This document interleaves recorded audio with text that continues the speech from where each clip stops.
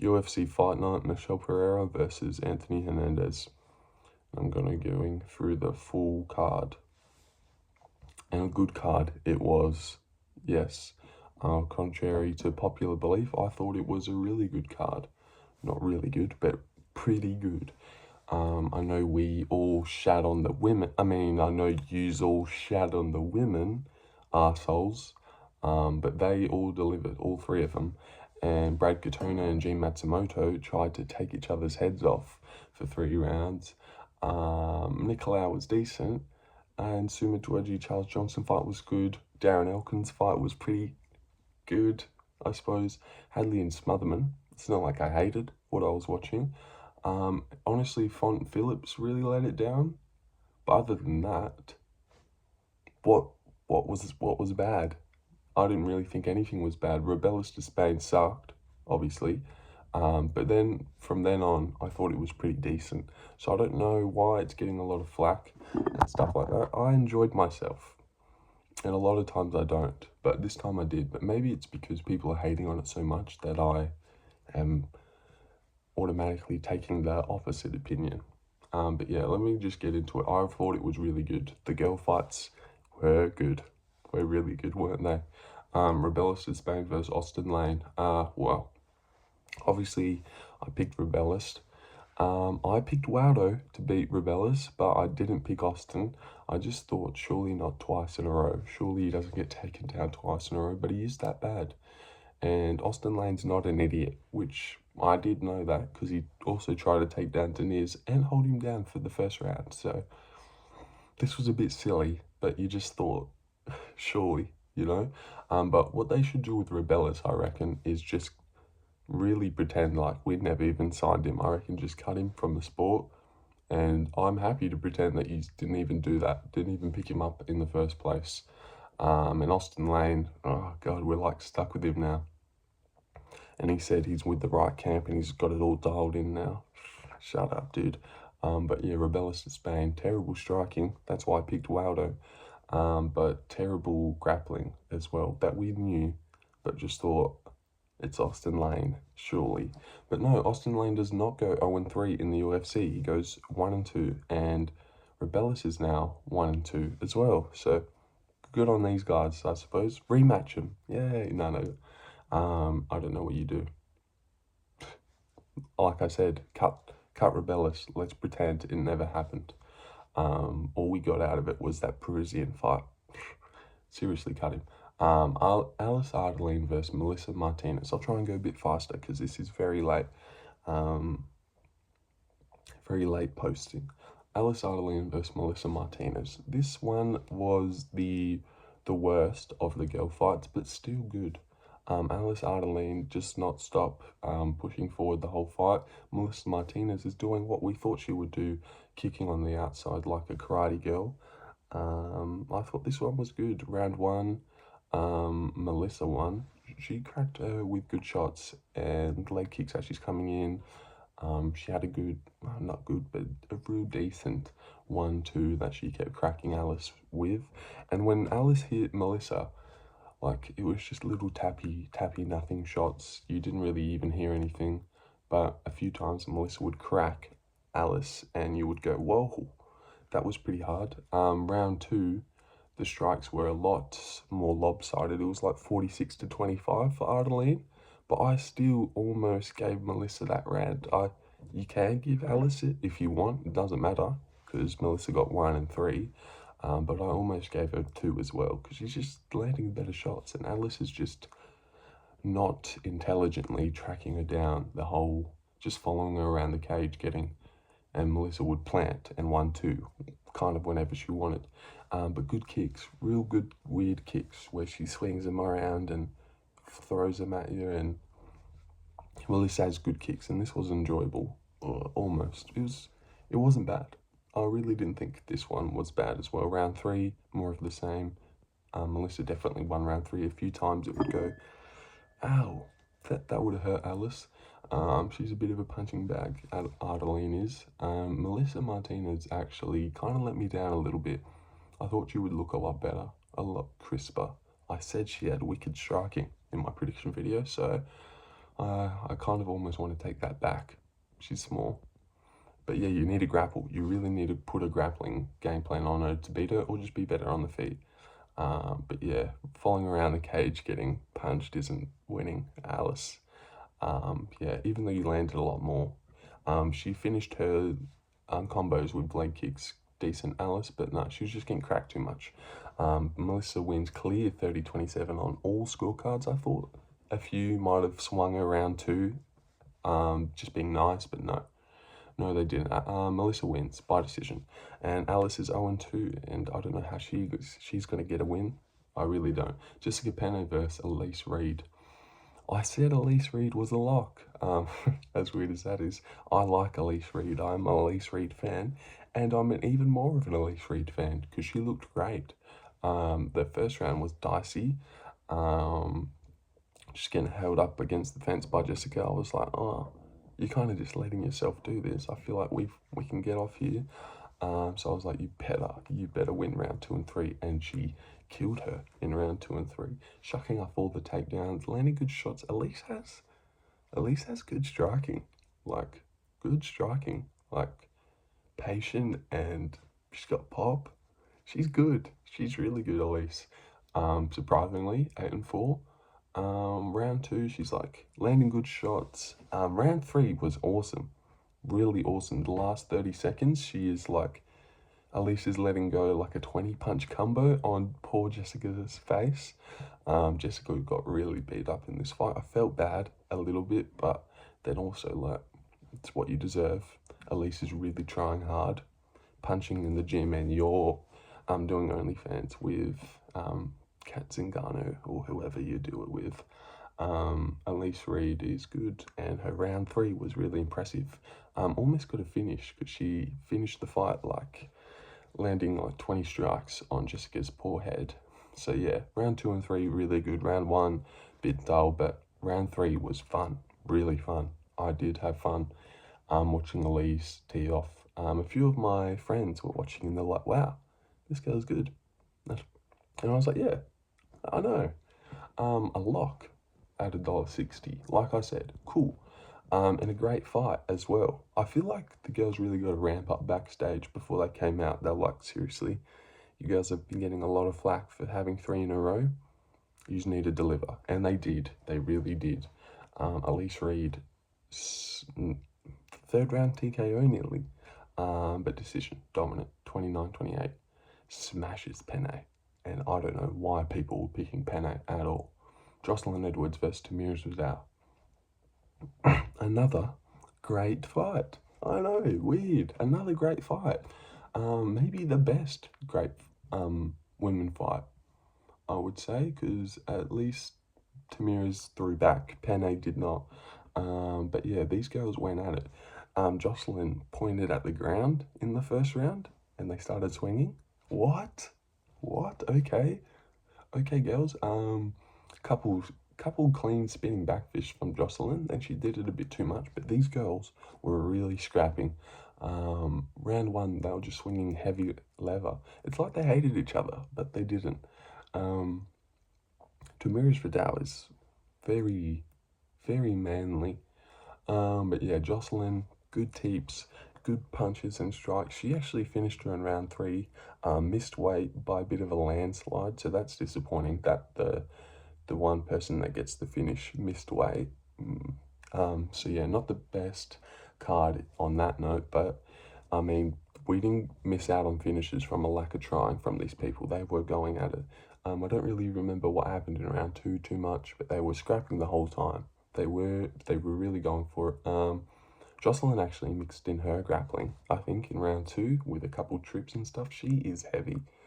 Don't want to be rude, but her bum is freaking massive, like weirdly massive. She's got huge legs. Yeah, it was crazy. Joselyn out-grapples Tamires, and you need to out-grapple Joselyn to win, usually. So that's not a good look at all, Vidal. And gets a round 3 really naked, I think. Yeah, so a good fight, ends in a finish. Destroys everyone's decision parlays for the girl fights, but fucking whatever. Brad Katona versus Gene Matsumoto, the best fight on the entire card by far. This fight was insane, and I thought Brad Katona won. I did, and that's surprising because I'm a Gene Matsumoto lover. This guy is awesome, handsome, really good striker, and does everything. I'm a fan of Gene, but Brad Katona kind of gave him that business. Like, what? So the fight starts off, and Gene is cracking Brad with some dirty combos with his hands. And it's like, oh, far out. This guy's fast and hits hard. And then I'm looking at Brad like, oh my God, your chin is unbelievable. He just wasn't getting rocked at all. He honestly took the shots better than Gene did. In round 2, like the first 2 minutes, Gene is winning. But then Brad lands this step in elbow, elbows Gene in the face, and it like, Gene felt that. He started stepping back, a bit wobbled and stuff. Maybe a little, his eye was like swelling up a bit. And then at the end of round 1, Brad Katona lands another elbow in the clinch. And Gene like wobbles from it a bit after the round. So I was like, oh God, did Brad Katona just kind of win that round, didn't he? Yeah, so I gave the first round to Brad Katona. I know Gene was landing good shots, but those couple elbows, I feel like Gene got rocked a little bit, really did. Round two, he's like grappling. I know I've heard this guy talk before. He's kind of a GSP type of guy where if they grapple, I'll grapple. If they strike, I strike. No, just strike, because grappling got you in trouble. He would shoot in into the clinch. Brad Katona would be elbowing him in the face. Wasn't a good look. In round 2, they were just swinging in the pocket the whole time. Gene probably stays in there too much. So does Brad. They were just in the pocket the whole time, taking each other's heads off. I cannot believe. And then halfway through this fight, I was like, what's up with this card? Are we just going to get 100 scraps and no finishes? Because what's going on? Seriously, that's how I felt during this fight. I was like, God, this card's unbelievable. They're all scrapping, but no one can get finished. That's how good this card was. It was good. It was a good card. Gene Matsumoto versus Brad Katona was one of the best fights of the year. If it had a crowd, if this card had a crowd, it'd be awesome. Because this fight was fucking unbelievable. It really needs to be put more onto how good this fight was.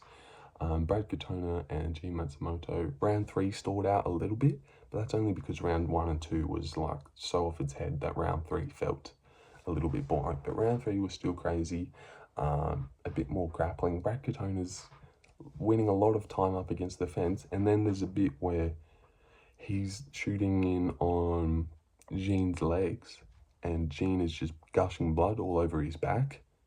Terrible look for the judges, terrible. This is in round 3. I gave Gene round 2, and then round 3, everything to play for, and Brad Katona did enough to win. Held him down, held him against the fence a bit more, then Gene would try and hold him, and then Brad Katona actually got a takedown with like, I think 20 seconds left or something like that, and won the fight, I thought. And you know how I even know that I even thought even more? If that makes sense, it's because I love Gene Matsumoto and was going for him. I think I even said he was kind of a lock, as well as Elise in the prediction video, so there'd be no reason for me to be watching it and thinking Brad Katona won, other than if he actually won, which I kind of thought he did.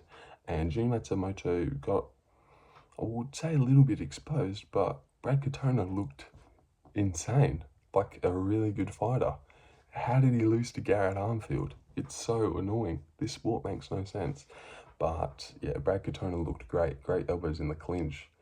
An incredible chin. One of the best chins probably ever, because he didn't care. He really didn't care when he got hit, but Gene felt it and didn't like it. So yeah, I gave the fight to Brad Katona, but I'm really glad that Gene won, which I know is annoying because I should be feeling for Brad, but undefeated, handsome, great striker. He will learn from this fight, whereas Brad, we've already seen him get shown levels by Garrett Armfield, even though he just looked amazing against Gene. So yeah, awesome. Mattheus Nicolau versus Almabaeyev. I went Mattheus because like I said, everyone else did. So, and I hadn't seen him stuff takedowns. I came around in like 2021, maybe his Dvorak fight, and then he fought Schnell, and then he got chinned a couple times. So I've never had to see him stuff takedowns, but everyone said he could. So I took their word for it, and he really could. He really could. In round 2, his takedown defense is insane. Round 1 was pretty boring, I get that, but round 2 was great. Was a great round. Watching Mattheus get like picked up and double-legged, but then put his hand down and have just the strongest post ever, and be able to get up every time and like lifting Asu's head, and just doing everything right. It was insane takedown defense, and I get what everyone was saying. And then he sings up a guillotine and like switches it into like almost mount, and it's like the most in guillotine you ever seen. I even jumped out of my chair and I was like, yes, it's done. But it wasn't. It was not done. Almabaeyev toughs it out. That was just the theme of the fucking whole card. People just did not want to get finished, which is why it wasn't a bad card. Because there wasn't finishes, and when we look back in this, in like 2026, maybe we're looking at 2024, and we're like, oh, look at that card with the 1-2 finishes. We'll think it was terrible, but if you were here and you watched it, you enjoyed yourself, I thought.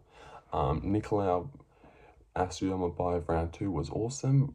Nicolau won that round, finally thought he was taking over, then just gets clipped by the first shot that lands clean in round 3, and he's down. Got no fucking chin whatsoever, this guy, which is why I wanted to pick Asu, and I wanted to pick Asu just to go out and swing on him. And I didn't. I picked Nicolau because everyone else did, I'll be honest. I've never seen this guy's takedown defense. I've seen him fight like 4 times, but he hasn't been stuffing takedowns. Now he has. He looked great at stuffing them, so it wasn't a bad pick at all. But he has no chin, which I did know that from watching his fights. So I should have just banked on the no chin. I really should have. Darren Elkins versus Daniel Pineda. So this one got fight of the night. Basically because it's a scar tissue factory out there. Disappointing. If Brad Katona had the scar tissue that Pineda and Darren Elkins did, we'd be in for a treat, wouldn't we? But yeah, these guys, we can't say they didn't try. They went for it all 3 rounds. Instantly Pineda pulls his vintage guillotine. 28 wins, 28 finishes. You know, if he was beating Darren, he was going home with something. But like I said, it's weirdly really hard to finish Darren Elkins. He is tough. As soon as he toughed out the first 2, I was like, fuck's sake. All right, he's not getting it then. I don't know. I can't think of like exact moments on this fight. I just know it was high pace. They were bleeding a lot. Daniel Pineda got cut open by like weird shit. He got cut open, like a scuffing right hand when Darren tried to take him down, and he's all of a sudden like his eyes swollen up and he's bleeding. So that just wasn't a good look. He was like Darren Elkins, the reverse. The way he was opening up at will. Yeah, great fight. Good fight though. Just going at it all 3 rounds. It's a Darren Elkins fight, wasn't it? Just grueling, all over each other. Pineda retires, which is good, I suppose, because, you know, if you lose to Darren Elkins, you get cut, right? Did you know that, Daniel? TJ Brown got cut when he lost, so you were gone. So good on you for retiring in the UFC. And you just knew when this one got to the decision, even though it was a close fight, Daniel Pineda has 28 wins, 28 finishes. If he loses by decision. So when it went to the scorecards, it was obvious Darren had won. I actually found myself watching Darren Elkins' post-fight interview at like the little table, the press conference, and I don't know, it just made me a little bit sad. I don't want to shit on him too much. I don't know, just like humanize the older people a bit more. I was like, just, I don't know, weirdly feeling bad for him. Made me a little bit depressed, just like listening to him talk, and I don't know, I just didn't like it. Did not like how it made me feel listening to Darren Elkins. So yeah, not going to pile on him at all. Good guy. Glad he won. 2 fights in a row. He said he's going to do it because his son wants to do it. I don't know. Good guy. Glad you won, Darren. Well done. And Daniel Pineda is a savage. He will always have that record of 28 wins, 28 finishes. But yeah, it doesn't beat Darren Elkins. Jake Hadley versus Cameron Smotherman. Nearly done. Just going to post this so we have it on record. Cameron Smotherman won. I wish I picked him, but I've never seen him fight other than getting weirdly chinned by Charles Lampos in a minute. So obviously I couldn't pick him. And I said if he comes in and looks good, then that's good. This is my Smotherman showcase to see what he looks like. And Jake Hadley was $1.15 to $5.50, which, who is Jake Hadley? Some fucking well-beater and bantamweight that finishes everyone? This guy isn't good. How is he that big of a favourite? So I did put a bit of money on Smotherman, just out of principle of like, Hadley's not a big favourite, what? And he won easily. Just better boxing in the pocket, just backed Hadley up the whole time. I thought Hadley was a bit of a grappler. I thought he would at least, maybe he thought he was landing the better shots, but no, you're not. Round 2, shit, fucking eye pokes the shit out of Cameron Smotherman. I thought he was blind, but he wasn't. Round 1, they're just boxing in the pocket. Cameron Smotherman clearly wins round 1 easily. Round 2 was closer, but I thought that they would just go Cameron Smotherman. And what's annoying, but it happens, when you get fouled and taken a point, the refs usually just give it to the other person. They don't give it to the point taker, even though he might have done tit for tat. So yeah, and then Cameron Smotherman, I thought he can win round 3 as well. I know he got a bit shocked by a few punches, but Cameron Smotherman beat Jake Hadley. He looked better in the pocket the whole time, better shots. Hadley would crack him with a few body shots, but no. But yeah, no blood, no nothing. But this was just like an amateur boxing fight. This is the type of fight I would assume to be watching on like a prelims of what just happened in the boxing. Like Vidal Bertabayev. I think you would see this on the prelims, maybe. You know, boxing. Yeah, because they didn't want to throw leg kicks. And I got this one wrong. I also got, actually, thank God for the girls and G Matsumoto, because I got all the guys wrong. Every single guy fight. And I said that Katona won, so yeah, lucky I can pick a freaking girl fight. I can pick a good girl fight, because I cannot pick a guy fight. Jake Hadley, massive favourite, lost $5 Cameron Smotherman.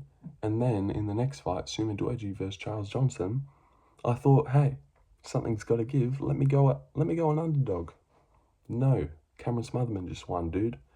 So yeah, after I watched Cameron win, I was like, oh fuck, well, Sumadaerji's not gonna win.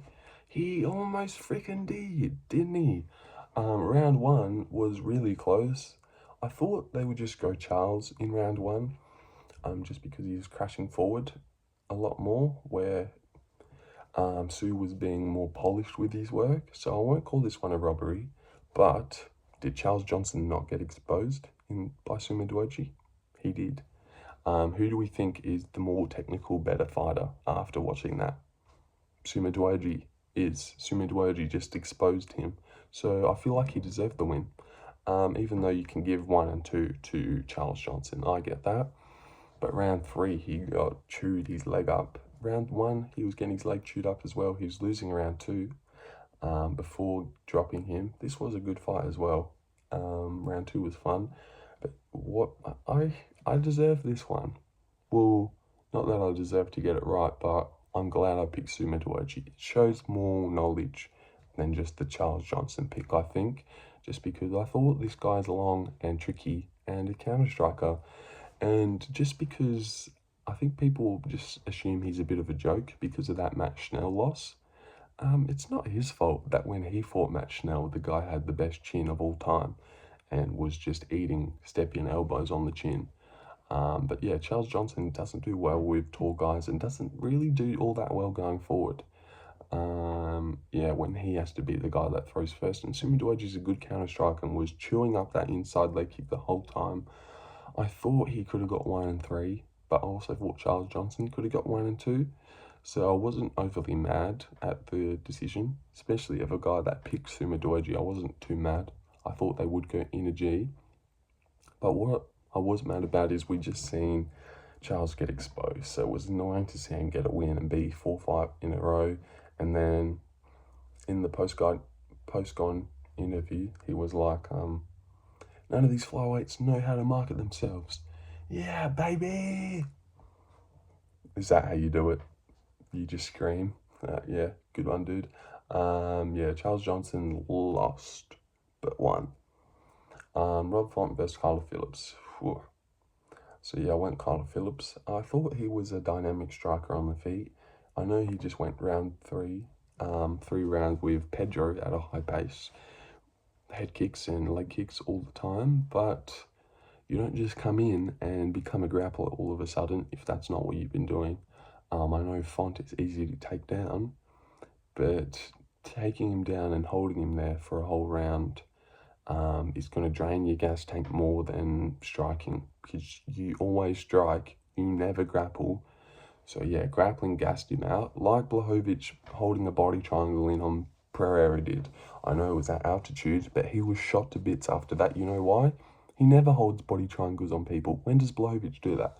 And when does Carla Phillips shoot in the first 20 seconds and try and dominate a guy for the whole round? Never. So he gassed, even though it seemed easy to hold him down, and it didn't seem like he was using a lot of energy, like mounting and pounding away, but he was just gassed to bits. We're back to round 1. Carla Phillips just having 1 round of fight in him, and Rob Font didn't even look that great. He just looked decent, looked good enough to beat a completely gassed man in Carla Phillips. And they got up after round 1, and you just knew it was over. Yeah, so I won't talk about that one for too long. Good job, Rob Font, and Carla Phillips, you suck. And you said you were going to be future champ as well, mark my words. No, dude. Get packing, and Rob Font sends another one back. Far out. Michel Pereira versus Anthony Hernandez. Okay, last fight.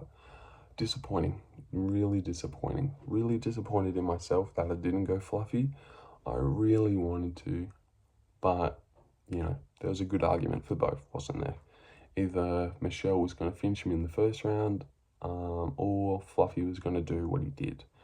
And here's what I'll say. I don't think Michel, it was really about he threw one combination and gassed. It was more he's throwing the combination. I feel like you kind of see it click over in his mind that, if I don't finish this guy now, I've got 5 rounds. Maybe I'll just stand back and chill for a bit. I really thought that's what happened. I don't think it was as much as he threw that one combo and now he's gassed. He had the energy to go 5 rounds after that. Well, not the energy, but he survived 5 rounds. So I feel like, man, just blow your wad in that first round and leave nothing and get finished in the second. Because what he did was he was mid-blowing it, and then he was like, oh, wait, it's 5 rounds. Maybe I shouldn't do this right now. Save a bit of energy in case I don't finish him. And then it was a Hernandez show after that. He never got back in the groove. He never really even threw after that. So I really don't think it was he threw that one combo, he's completely gassed. It was really mental. Real mental, I think. Just mentally checked out.